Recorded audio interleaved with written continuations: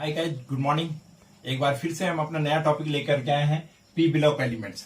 तो आज हम जो पी ब्लॉक एलिमेंट्स में ग्रुप 15 को हम पढ़ रहे हैं, ग्रुप 15 यानी नाइट्रोजन फैमिली को हम पढ़ रहे हैं। और इसमें आज जो हमारा नया टॉपिक है वो है रासायनिक गुण, केमिकल प्रॉपर्टीज आएंगी आज हम ग्रुप 15 की। देखिए बेटा, इससे पहले हमने फिजिकल प्रॉपर्टीज क्लियर करी और आपको मैंने बताया कि किस प्रकार से ये ग्रुप 15 में नाइट्रोजन फैमिली आती है, इसका क्या कारण है, आवर टेबल में कौन सी पोजीशन है, कैसे इसमें परमाणु आकार होता है, इसकी विद्युत ऋणात्मकता कैसी होती है, इसकी आयन एनर्जी कैसी होती है ग्रुप 15 के एलिमेंट्स की, वो हमने कॉन्सेप्ट क्लियर किया।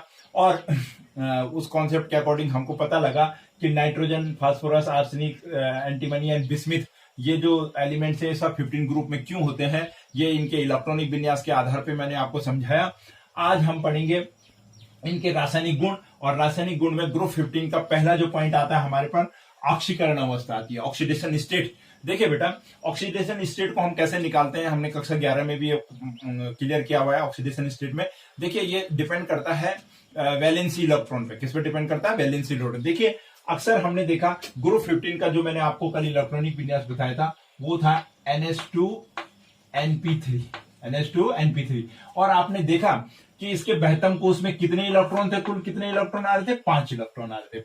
इसीलिए ग्रुप 15 में, इसीलिए क्या है ग्रुप 15। अब होता क्या है, ये ग्रुप 15 के एलिमेंट्स यानी इनका जो पी ब्लॉक होता है, पी ब्लॉक में कितने इलेक्ट्रॉन, एस तो पूरा होता है, पी कक्षक, सॉरी ब्लॉक नहीं, पी कक्षक, एस कक्षक तो पूरा होता है, लेकिन जो पी कक्षक होता है इसका, उस पी कक्षक में 3 ही इलेक्ट्रॉन होते हैं। और हम जानते हैं कि पी कक्षक में 6 इलेक्ट्रॉन रह सकते हैं। कितने रह सकते हैं? 6 इलेक्ट्रॉन। यानी इनको अपना अष्टक पूर्ण करने के लिए 3 और इलेक्ट्रॉनों की आवश्यकता होती है, क्योंकि इनके बहतम कोष में कितने होते हैं? 5। और इसमें अगर +3 कर देंगे हम तो ये इनका अष्टक पूर्ण हो जाता है 8। आप सभी जानते हैं अष्टक लॉ के अकॉर्डिंग कि प्रत्येक तत्व, जितने भी हैं एलिमेंट्स, प्रत्येक तत्व अक्रिय गैस संरचना प्राप्त करना चाहता है और उसके बाद वो अक्रिय गैस संरचना प्राप्त होकर के निष्क्रिय होना चाहता है। तो इनके क्योंकि बहतम कोष में 5 इलेक्ट्रॉन है तो इनको कितने चाहिए? 3 चाहिए। तो ये किसी अन्य के साथ में अभिक्रिया करके या इलेक्ट्रॉनिक की साझेदारी करके अपना अष्टक पूर्ण करते हैं। तो कहने का मतलब है इसमें जो पी ब्लॉक में है 3 ही इलेक्ट्रॉन है, 3 की जगह और होती है। तो क्या है, या तो ये क्या करेंगे, अपना तीनों इलेक्ट्रॉनों को त्याग देंगे, या किसी से 3 इलेक्ट्रॉन ग्रहण कर लेंगे, या ये क्या करते हैं 5 ही इलेक्ट्रॉन किसी को दे देते हैं। ठीक है, तो 2 कंडीशंस आती हैं और मोस्ट ऑफ द, इसीलिए ये अपनी ऑक्सीकरण अवस्था को, इनकी जो स्टेट होती है, ऑक्सीडेशन स्टेट होती है, कितनी होती है? देखिए -3 भी होती है, +3 भी होती है एंड +5 भी दिखाते हैं। कुछ कुछ तत्व +3 में भी रहते हैं, +5 में भी है और -3 में भी रहते हैं। लेकिन मोस्ट ऑफ दी स्टेट में क्या होता है कि इसमें क्या होता है, -3 मैंने आपको समझा दिया। इट मीन्स या तो ये अंतिम कोष के जो 3 इलेक्ट्रॉन है इनके पी कक्षक, उन्हीं को त्याग दिए, तो उससे पहले वाला जो एस कक्षक उसका पूर्ण हो जाए, जो भी है। ये इनको या तो इलेक्ट्रॉन ग्रहण कर लें या इलेक्ट्रॉन त्याग लें। देखें अब क्या होता है, -3 जो इनकी ऑक्सीडेशन स्टेट है ये ज्यादा स्टेबल नहीं होती है। जैसे जैसे हम नीचे जाते हैं इसका स्थायित्व क्या होता है, कम होने लगता है। और बिस्मिथ तो बिल्कुल -3 में कोई तत्व बनाता ही नहीं है। +3 ऑक्सीडेशन स्टेट सभी, लगभग सभी तत्व +3 की ऑक्सीडेशन स्टेट यहाँ पे दिखाते हैं। +5 की ऑक्सीडेशन स्टेट कुछ एक तत्व दिखाते हैं, ज्यादा स्थायित्व +5 के ऑक्सीडेशन स्टेट का भी नहीं है। तो कुल मिला के हमको ध्यान रखना है, हम ऑक्सीडेशन स्टेट को निकालते हैं इलेक्ट्रॉनिक विन्यास के आधार पर। तो ये जो तत्व होते हैं ग्रुप 15 के, ये 3 प्रकार की ऑक्सीडेशन स्टेट दिखाते हैं, -3, +3 एंड +5। -3 का स्थायित्व बहुत कम होता है, +5 का भी स्थायित्व बहुत कम होता है। +3 ज्यादातर जो है ये अन्य यौगिकों के साथ में मिलकर, अन्य तत्वों के साथ मिलकर के +3 ऑक्सीडेशन स्टेट बताते हैं। तो देखिए बेटा, अब होता क्या है, ये त्याग देते हैं, कहने का मतलब है अब होता क्या है इसमें जब हम ऊपर से नीचे जाते हैं तो 3 और 3 का स्थायित्व तो रहता है, लेकिन प्लस का और माइनस का नहीं रहता। ठीक है, तो ये इसकी ऑक्सीडेशन स्टेट की कंडीशन आ गई। आपने देखा कि जब ये अन्य तत्वों के साथ में अभिक्रिया करके आप देखेंगे आगे के हिस्सों में कि किस प्रकार से ये हैलाइड बनाते हैं, किस प्रकार से ये ऑक्साइड बनाते हैं। तो ये सब डिपेंड करता है बेटा इसके ऑक्सीडेशन नंबर पे कि किस प्रकार से इनके ऑक्साइड बनेंगे, किस प्रकार से इसके हैलाइड बनेंगे, किस प्रकार से ये हाइड्राइड बनाते हैं, ये डिपेंड करता है। तो सिंपल है, ये इसकी ऑक्सीडेशन स्टेट। अब आते हैं हम नंबर 2। नंबर 2 है हमारे पास हाइड्राइड, यानी हाइड्रोजन की प्रतिक्रियाशीलता। हाइड्राइड्स का मतलब क्या होता है? हाइड्रोजन की प्रतिक्रियाशीलता। अच्छा, हाइड्राइड्स ये जितने भी तत्व हैं हाइड्रोजन से कैसे अभिक्रिया करते हैं इसके बारे में हमने पता करना। बेटा ये हाइड्राइड से हाइड्राइड जो पोर्शन है आपके पास, हाइड्राइड और ऑक्साइड, ठीक है, यानी ऑक्सीजन की प्रतिक्रियाशीलता, हाइड्रोजन की प्रति की क्या क्रियाशीलता, इससे रिलेटेड अक्सर क्वेश्चंस आपके पास एग्जाम में आते हैं, छोटे छोटे क्वेश्चंस बनते हैं। देखिए सबसे पहले मैं आपको हाइड्राइड्स बताता हूं। हाइड्राइड्स का मतलब होता है कि जब हाइड्रोजन कौन सी स्थिति में होता है, माइनस ऑक्सीडेशन स्टेट में होता है। किसमें होता है, अक्सर आपने देखा नॉर्मली हाइड्रोजन किसमें होता है, प्लस में होता है। नॉर्मली हाइड्रोजन किसमें होता है, +1। लेकिन हाइड्राइड कब बनते हैं, जब हाइड्रोजन किस कंडीशन में होता है, माइनस की होता है। सिंपल थिंग, ये आपको पता है कक्षा 11 से कि हाइड्राइड कब बनते हैं, जब ऑक्सीडेशन स्टेट माइनस में होती है, -1 में होता है। और वैसे नॉर्मली हाइड्रोजन कैसे होता है, +1 ऑक्सीडेशन स्टेट दिखाता है। अब यहां पर जो है हमारे पास, जब इसके साथ में हम हाइड्राइड बनाएंगे तो यहां पर ऑक्सीजन हाइड्राइड के रूप में माइनस के रूप में नहीं रहता, यहां पे किस रूप में रहता है, प्लस के रूप में रहता है। यहां पर ऑक्सीजन किस रूप में रहता है, प्लस के रूप में रहता है। बस केवल मैंने आपको हाइड्राइड समझाने के लिए बताया। तो कभी कभी इतना डीपली वाला क्वेश्चन हमारे बोर्ड एग्जाम में नहीं आता कि हाइड्राइड के रूप में किस रूप में रहता है वैलेंसी, लेकिन आपको समझाने के लिए कि यहाँ पर जो हाइड्रोजन है, ये हाइड्रोजन यहाँ पर इनके साथ में ग्रुप 15 के साथ में +1 की ऑक्सीडेशन स्टेट में रहता है। आप देखिए बेटा, आप जरा इनके हम क्या बनाते हैं, हाइड्राइड बनाते हैं। किस प्रकार के हाइड्राइड बनते हैं, देखिए नाइट्रोजन हाइड्रोजन से अभिक्रिया करके NH3 बनाता है। देखिए फास्फोरस PH3, यानी अगर मैं लिखूं कि हाइड्राइड कैसे बनते हैं इनकी, अगर मैं मेटल्स या एलिमेंट यहां से इसको E लिख लूं, E फॉर एलिमेंट, और हाइड्राइड H3 यानी EH3 टाइप के बनाते हैं। किस टाइप के बनाते हैं, E रिप्रेजेंट कर रहा है किनको, E मीन्स हो गया nitrogen, phosphorus, arsenic, antimony and bismuth, और H मीन्स उनके हाइड्राइड। E की जगह मैं सारे के सारे ये क्या है एलिमेंट्स को लिखूंगा, बाकी H3 रहेगा। PH3 हो गया, देखिए ASH3 बनाएगा, आर्सेनिक का हाइड्राइड, एंटीमनी का हाइड्राइड एंड बिस्मिथ हाइड्राइड। ये इस प्रकार के हाइड्राइड्स होते हैं किसके, ग्रुप 15 के तत्व। हाइड्रोजन से क्रियाशीलता कैसे होती है, हाइड्रोजन से अभिक्रिया करके ये क्या बनाते हैं, हाइड्राइड बनाते हैं। और हाइड्राइड का इनका जो फॉर्मूला है वो ये है, EH3 टाइप के, EH3 टाइप के ये हाइड्राइड्स बनाते हैं। पहला पॉइंट। दूसरा देखिए बेटा, अब आता है कि ये जो हाइड्राइड्स हैं, इन हाइड्राइडों में स्टेबिलिटी पूछी जाती है कि भाई सबसे ज्यादा स्टेबिलिटी कौन से हाइड्राइड की है। इनको क्रम से लगाइए, इंक्रीजिंग ऑर्डर में लगाइए, डिक्रीजिंग ऑर्डर में लगाइए, तो ये हमको पता करना होता है। अब देखिए इसमें सबसे पहले आती है हमारे पास पॉइंट आता है इनका स्टेबिलिटी, कि इसमें अरेंजमेंट भी आता है कि कैसे हम स्थायित्व क्या होता है इनका। तो स्थायित्व को हम किस तरीके से डिफाइन करेंगे। सबसे पहली बात है कि हमको पता कैसे लगेगा कि इनमें इन सब में सबसे ज्यादा स्टेबल कौन सा है, यानी किसका जो कहते हैं इसे स्थायित्व बोल लीजिए, या तापीय टेम्परेचर स्टेबिलिटी भी कहते हैं इसको, तापीय स्थायित्व भी कहते हैं। क्योंकि स्थायित्व का पता हम कैसे लगाते हैं, बॉन्ड टूटने से, कि कौन किसका बॉन्ड जल्दी टूटता है या किसका देर से टूटता है, उसके अकॉर्डिंग उसको हम स्टेबिलिटी देते हैं। कौन आसानी से टूटता है और किसको बहुत ज्यादा एनर्जी की आवश्यकता होती है, ठीक है। जो जिसको ज्यादा एनर्जी की आवश्यकता होती है वो उतना ही ज्यादा क्या होता है, स्टेबल होता है। देखिए बेटा, अब स्थायित्व टेम्परेचर स्टेबिलिटी भी कहीं लिखा होगा, नॉर्मली होता है स्टेबिलिटी। इनका स्थायित्व, हाइड्राइडों का स्थायित्व का क्रम लगाइए। आता है कि ये जो नाइट्रोजन ग्रुप 15 के हाइड्राइड्स हैं उनको बढ़ते हुए क्रम में या घटते हुए क्रम में स्टेबिलिटी के रूप में लिखिए, इस प्रकार का क्वेश्चन आता है। अब देखिए कैसे पता लगाएंगे कि स्थायित्व क्या होता है। देखिए बेटा, किसी भी एलिमेंट्स का जो आपस में मिलकर के यौगिक का निर्माण करें, कोई भी तत्व जब यौगिक फॉर्म में होता है, यानी किसी अन्य तत्व के साथ में जब बॉन्डिंग करता है, तो ये डिपेंड करता है, स्टेबिलिटी डिपेंड करती है उनकी बॉन्ड फॉर्मेशन पे, कि उनकी जो बॉन्डिंग हुई है वो किस प्रकार की है। उनके बीच में आपस में जो दो तत्व या दो अणु आपस में मिलकर के जिसने यौगिक का निर्माण किया है, उनके बीच में बॉन्ड किस प्रकार का बना है, स्ट्रॉन्ग बॉन्ड है या वीक बॉन्ड है। तो बॉन्डिंग कैसे होगी, देखिए अब यहां पर देखिए नाइट्रोजन है हमारे पास, और नाइट्रोजन पे भी 3 ही हाइड्रोजन है, फास्फोरस पे भी 3 ही है, आर्सेनिक पे भी 3 है, एंटीमनी पे भी 3 है, बिस्मिथ सब पे 3 है। एक जैसे ही इनका क्या है यहाँ पे एक जैसा ही फॉर्मूला है। अब देखिए बॉन्डिंग का मतलब क्या होता है कि कोई भी तत्व किसी के साथ में जब बॉन्डिंग करता है तो उस पे उसका साइज बहुत डिपेंड करता है, आकार पे डिपेंड करती है बॉन्डिंग। आपस में कोई तत्व मिलेंगे तो उनका आकार बहुत जरूरी होना चाहिए, कि आकार बॉन्डेशन पे क्या करता है, डिपेंड करता है।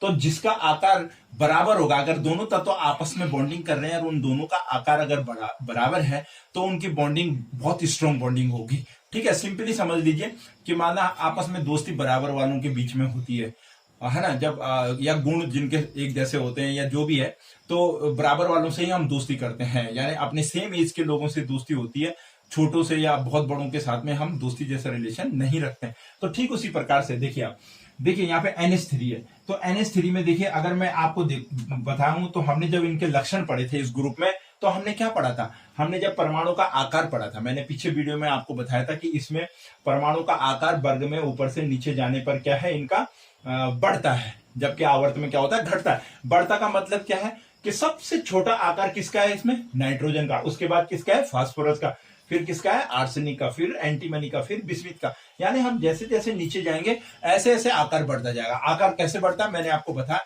कोषों की संख्या बढ़ती जाती है, ठीक है ना। मैंने आपको n बताए थे, आवर्त बताए थे, ये दूसरे आवर्त में, ये तीसरे में, ये चौथे में, पांचवें में, छठे में, यानी इसके बाहर 2 ही कक्षक हैं, इसके बाहर 3 कक्षक हैं, इसके बाद 4 कक्षक हैं, इसके बाद 5 हैं, इसके बाद 6 कक्षक हैं। तो जितना कक्षकें बढ़ती जाएंगी आकार बढ़ता जाएगा, आकार बढ़ता जाएगा। अब देखिए बड़े आकार के और छोटे आकार के अणु के साथ में किसने रिएक्शन करनी है, हाइड्रोजन ने रिएक्शन करनी। तो देखिए अगर मैं यहां पर इनका आकार बनाने की कोशिश करूं, यहां से मैं अगर इनका आकार, माना नाइट्रोजन का आकार बनाया मैंने यहां पे, तो सोचिए नाइट्रोजन क्योंकि अपने आप में सबसे छोटे आकार में था, ठीक है ना।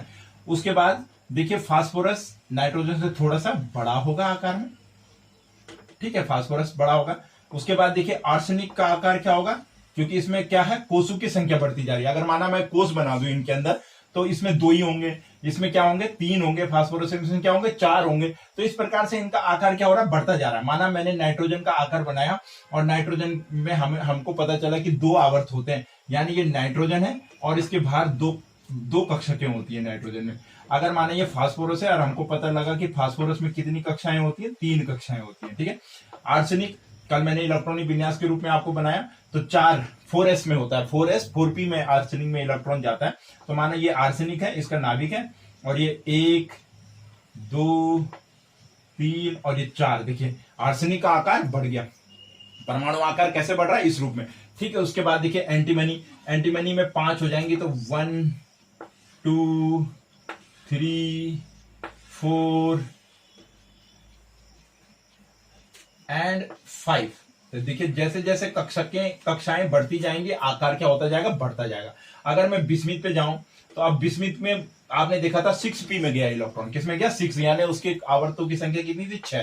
तो 1 2 3 4 5 एंड अगर और बनाऊं मैं, तो यहां पर मतलब समझ लीजिए आप ये 6, ठीक है, ये 6। तो इट मीन्स हम क्या देख रहे हैं, हम देख रहे हैं कि जैसे जैसे हम ऊपर से नीचे आ रहे हैं कोषों की संख्या बढ़ती जा रही है, प्रत्येक तत्व का क्या हो रहा है, आकार बढ़ता जा रहा है। अब अगर इस आकार पर हाइड्रोजन ने जुड़ना है, किसने जुड़ना है, यानी नाइट्रोजन पे भी कितने हाइड्रोजन जुड़ेंगे, कहीं पे भी लगा दीजिए आप, 3 हाइड्रोजन, ठीक है। और हाइड्रोजन का आकार अगर मैं बनाऊं तो हाइड्रोजन का तो एक ही है। देखिए हाइड्रोजन के बैतन कोष में कितना है, एक ही इलेक्ट्रॉन होता है, 1h1 होता है ना, तो बाहर क्या होता है, एक ही कोष होता है। तो अगर मैं हाइड्रोजन का आकार बनाऊं, तो हाइड्रोजन का आकार सबसे ज्यादा नजदीक किसके आ रहा है, नाइट्रोजन के आ रहा है।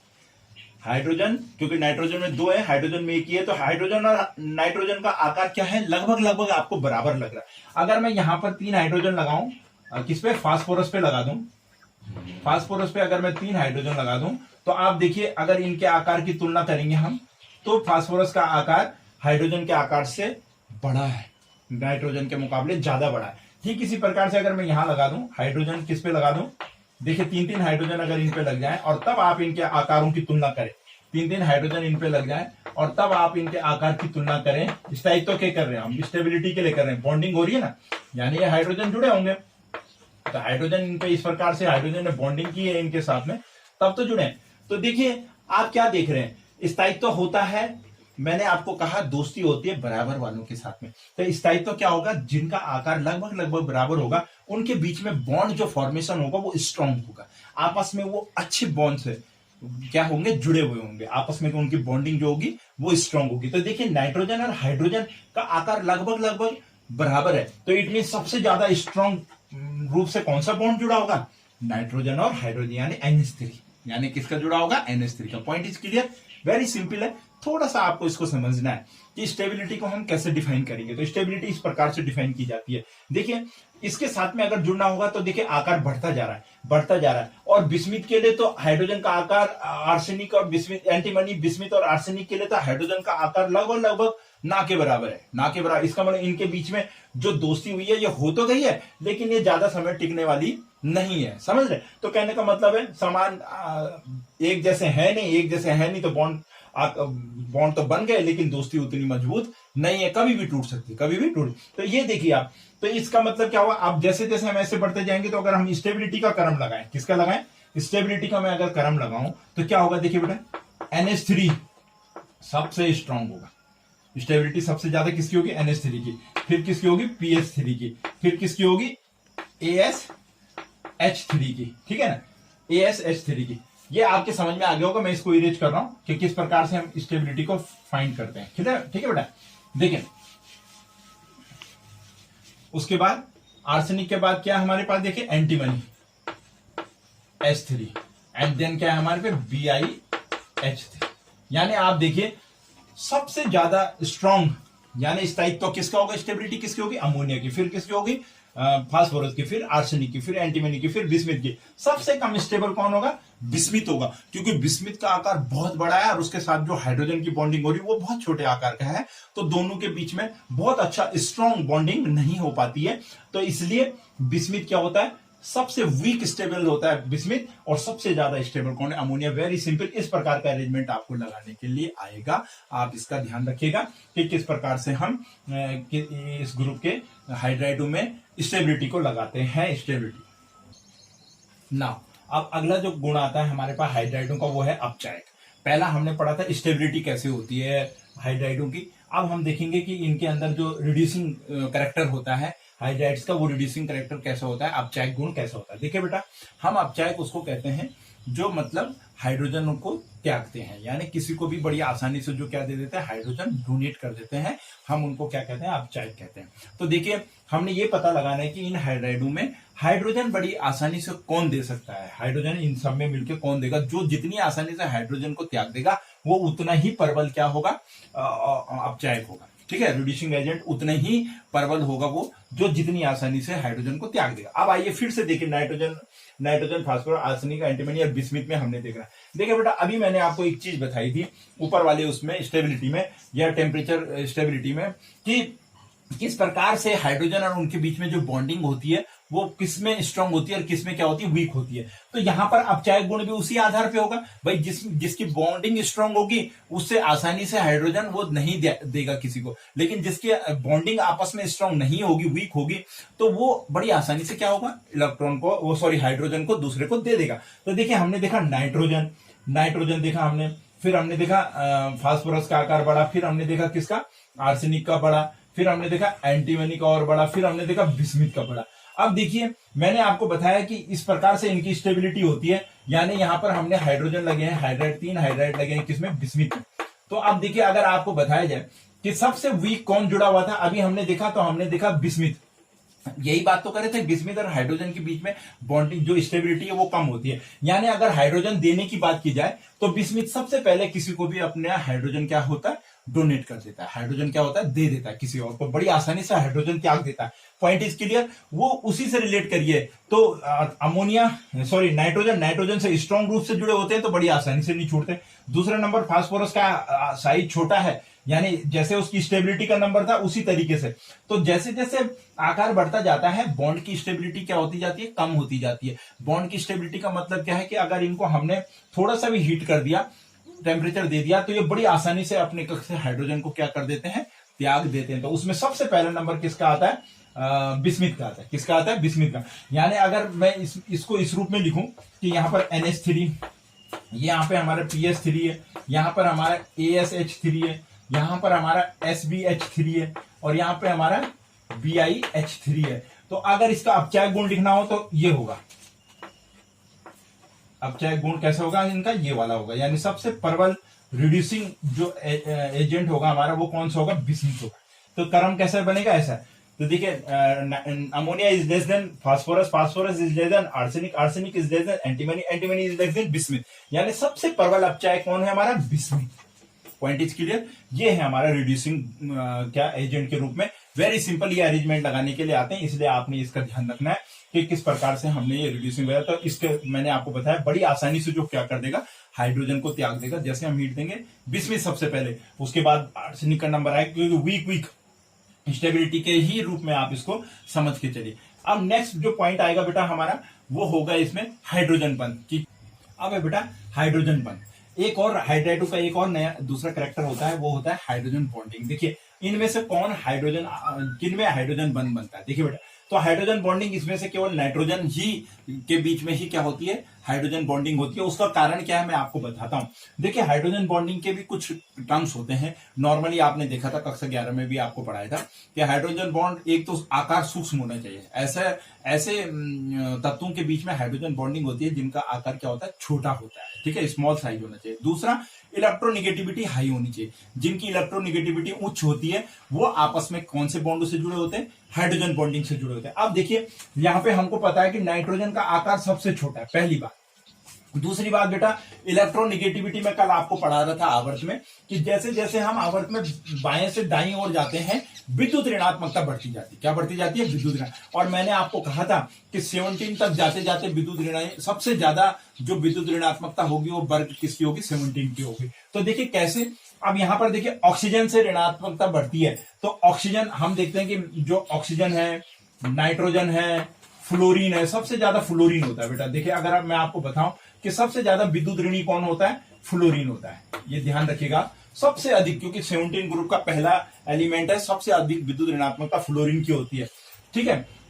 फ्लोरीन, उससे उसके बाद नाइट्रोजन की होती है, फिर उसके बाद ऑक्सीजन की होती है। पीछे पीछे आ रहे हैं ना, ऑक्सीजन ग्रुप, फिर नाइट्रोजन ग्रुप, फिर कौन सा ग्रुप, फ्लोरीन वाला, यानी oxygen family, nitrogen family, hydrogen family. तो जाहिर सी बात है जब हम ऑक्सीजन से फ्लोरीन की तरफ जाएंगे तो ऑक्सीजन की विद्युत ऋणात्मकता, उसके बाद दूसरा नंबर हमारा नाइट्रोजन का आ गया या फ्लोरीन का आ गया। तो कहने का मतलब है ये जो होते हैं, ये तीन जो है, ये सबसे ज्यादा विद्युत ऋणी है। ये तीनों क्या है, सबसे ज्यादा विद्युत। तो इनमें हमारा क्या है, नाइट्रोजन भी है, इसमें हमारे क्या है, नाइट्रोजन। तो जाहिर सी बात है जो सबसे ज्यादा विद्युत ऋणी होगा और आकार भी उसका छोटा होता है, तो वो हाइड्रोजन बॉन्डिंग दिखाएगा। देखिए अब कैसे दिखाता है हाइड्रोजन बॉन्डिंग। देखिए विद्युत ऋणात्मकता का कारण क्या होता है कि जो मच इलेक्ट्रोनिगेटिव होता है, वो मच इलेक्ट्रोनिगेटिव के एक पॉइंट होता है कि वो साझे के इलेक्ट्रॉन को अपनी ओर क्या होता है, थोड़ा सा खींच लेता है। माना अगर यहां पर मैं हाइड्रोजन और फ्लोरीन का उदाहरण दूं आपको, HF का, तो HF स्ट्रॉन्ग हाइड्रोजन बॉन्डिंग होती है। इसका कारण क्या है कि इन दोनों के बीच में जो इलेक्ट्रॉनों की साझेदारी होती है,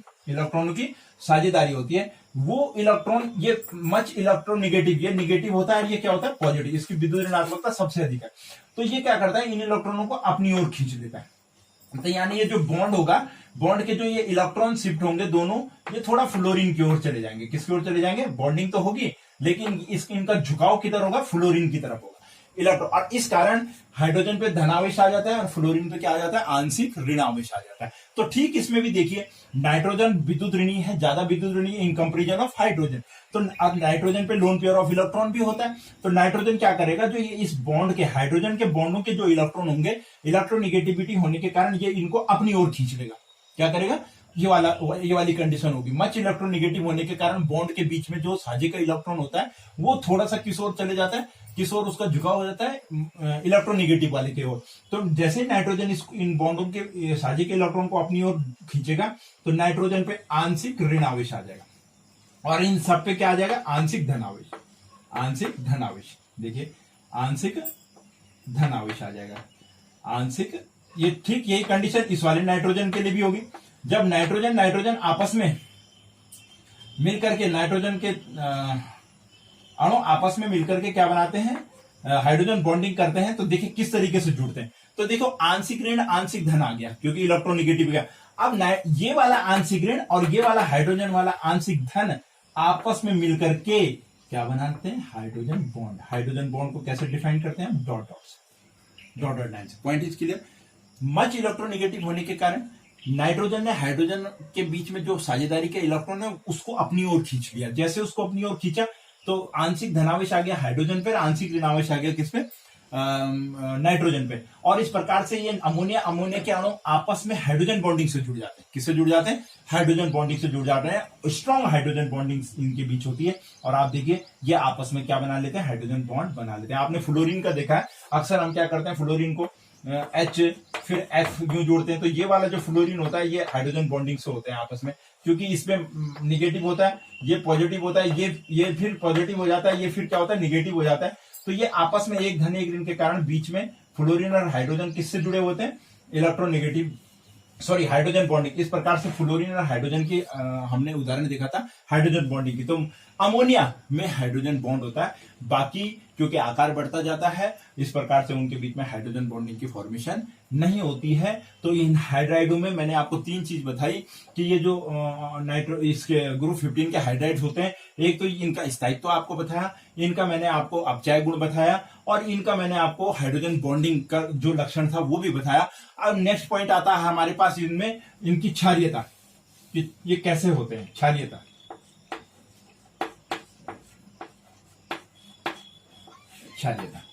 ये बहुत इंपॉर्टेंट है आपके पास, ध्यान रखिए। इसका स्क्रीनशॉट आपने ले लिया होगा, मैं इसे मिटा रहा हूं। क्षारीयता भी पूछी जाती है। ये 3-4 पॉइंट बहुत इंपॉर्टेंट है बेटा, आपको इस चीज का ध्यान रखना है। इससे 1 नंबर के क्वेश्चन इस तरीके से बनते हैं कि आप इनको अरेंज करिए। इसमें आता है स्टेबिलिटी का अरेंजमेंट, इसमें आता है अपचय रिड्यूसिंग एजेंट का अरेंजमेंट, इसमें आता है इसकी क्षारीयता का अरेंजमेंट करिए, और इसमें आता है कि कौन हाइड्रोजन बॉन्डिंग दिखाता है और कौन नहीं। आप देखिए क्षारीयता का कैसे होता है। आप देखिए ये जो प्रत्येक तत्व है यहाँ पर हाइड्राइड का, इनके पास में एक लोन पेयर ऑफ इलेक्ट्रॉन होता है। ध्यान रखिएगा, लोन पेयर ऑफ इलेक्ट्रॉन, क्योंकि 5 होते हैं इनके बैतम कोष में, 3 ही तो आए हाइड्रोजन से, 3 के साथ बॉन्डिंग हुई, 2 क्या हो गए? लोन पेयर के रूप में बच गए। किसके रूप में बच गए? लोन पेयर के रूप में बच गए। अब देखिए बेटा, हम जानते हैं लुईस एसिड और बेस के अनुसार जिनके पास लोन पेयर ऑफ इलेक्ट्रॉन्स होते हैं वो नेचर में कैसे होते हैं? क्षारीय होते हैं। वो नेचर में कैसे होते हैं? क्षारीय होते हैं, बेसिक होते हैं। लोन पेयर ऑफ इलेक्ट्रॉन जिनके पास होता है उनको हम क्या कहते हैं? बेस कहते हैं, लुईस एसिड और बेस के आधार पर। तो जाहिर सी बात है इन सबके पास में लोन पेयर ऑफ इलेक्ट्रॉन है, तो ये सारे के सारा इनका नेचर क्या है? बेसिक है, यानी ये क्षारीय गुण प्रदर्शित करते हैं। अब बात आता है कि कौन सबसे ज्यादा स्ट्रॉन्ग है, तो फिर से बेटा मैं आपको वही बताऊंगा कि ये loan pair of electron NH3 के पास है, ये loan pair of electron PS3 के पास है, ये loan pair of electron AS3 के पास है, ये लोन पेयर ऑफ SB3 के पास है, BIJ। अब बात है कि नाइट्रोजन का आकार है इतना सा, ठीक है, और लोन पेयर ऑफ इलेक्ट्रॉन इतने बड़े आकार, इतने से आकार में पूरे में कौन फैला हुआ है? इलेक्ट्रॉन फैला हुआ है। कौन सा? Loan pair of electron. कौन सा फैला है? यानी लोन पेयर ऑफ एकांकी क्षेत्रफल में जो इलेक्ट्रॉन है आपका, मतलब प्रति एकांक हिस्से में, आयतन समझ लीजिए ना आप इसका आकार, प्रति एकांक आयतन में कितने इलेक्ट्रॉन है, कितने इलेक्ट्रॉनों ने जगह लिया, वही क्या कहलाता है? उनका क्षारीयता के रूप में उसको हम डिफाइन करते हैं। तो देखिए आकार छोटा है तो ये इलेक्ट्रॉन यहां पर है, इस वाली जगह। PS3 का आकार बड़ा है तो इलेक्ट्रॉन, लोन पेयर इलेक्ट्रॉन बड़े भाग में कहीं भी फैला होगा। AS3 का और बड़ा है तो आयतन बढ़ता जा रहा है, loan pair of electron cloud के रूप में होते हैं, तो ये फैले। तो BS3 में और बड़ा यानी कहने का मतलब है जैसे जैसे आकार बढ़ता जाएगा तो लोन पेयर ऑफ इलेक्ट्रॉन के लिए वो जो जगह है वो क्या होगा? वो उसका जो घनत्व होगा या प्रति एकांक आयतन में जो फैला हुआ है, ठीक है, वो बढ़ जाएगा। वो क्या होगा? बढ़ जाएगा। यानी 2 इलेक्ट्रॉन इतनी छोटी जगह में भी रह रहे हैं, 2 इलेक्ट्रॉन इतनी सी जगह में भी रह रहे हैं, और 2 ही इलेक्ट्रॉन इतने बड़े स्पेस में भी रह रहे हैं, ठीक है। तो उसका वो एरिया बढ़ गया, उस एरिया में बढ़ने के कारण ये जो घनत्व होगा उसका, वो घनत्व डेंसिटी देखिए ना, डेंसिटी के कारण, डेंसिटी इसके आकार बढ़ता गया। तो कहने का मतलब जैसे जैसे आकार बढ़ता जाएगा और ये जो लोन पेयर ऑफ इलेक्ट्रॉन की प्रेजेंस होगी उस फील्ड में, वो उसके लिए देखिए बहुत बड़े आकार में फैलेंगे, ये छोटे से और बड़े के रूप में जाते जाएंगे। तो इस प्रकार से क्या होगा? इनका जो क्षारीय गुण है वो क्या होता जाएगा? कम होता जाएगा, ठीक है ना। क्षारीय तक क्या होती जाएगी? कम होती जाएगी। तो सबसे ज्यादा क्षारीय फिर कौन सा हो जाएगा हमारा? NH3, then PH3 lone pair of electron के बेस में, देन ASH3, ठीक है, ASH3 and then SbH3 and then आपका आ गया लास्ट में क्या? BiH3 सबसे कम। तो सबसे अधिक क्षारीय कौन हुआ हमारा? नाइट्रोजन, क्योंकि लोन पेयर ऑफ इलेक्ट्रॉन को जो आयतन था प्रति एकांक एरिया में, जो एरिया था उसमें जो क्लाउड था, इलेक्ट्रॉन क्लाउड था, वो कम जगह में था, और जैसे जैसे आकार बढ़ता गया तो जगह बढ़ती गई और इलेक्ट्रॉन तो उतने ही है, इलेक्ट्रॉन का नंबर्स नहीं बढ़ा, इलेक्ट्रॉन उतने ही, इलेक्ट्रॉन बहुत बड़े एरिया में भी है और उतना ही इलेक्ट्रॉन बहुत छोटे एरिया में भी है। तो जितना एरिया छोटा होगा लोन पेयर ऑफ इलेक्ट्रॉन उसकी क्षारीयता उतनी ही अधिक होगी। तो इस कारण से NH3 सबसे प्रबल क्षारीय है, बहुत इंपॉर्टेंट है, आप इसे नोट करना। स्टेबिलिटी, अपचायक और ये क्षारीयता को क्रम में लगाने के लिए आपके पास आता है। ठीक है बेटा, तो ये थे बेटा हमारे पास हाइड्राइड के 4 पॉइंट है जो मैंने आपको क्लियर कराए। बहुत इंपॉर्टेंट है, एग्जाम के हिसाब से बहुत इंपॉर्टेंट है, इसे आप प्रिपेयर करिए।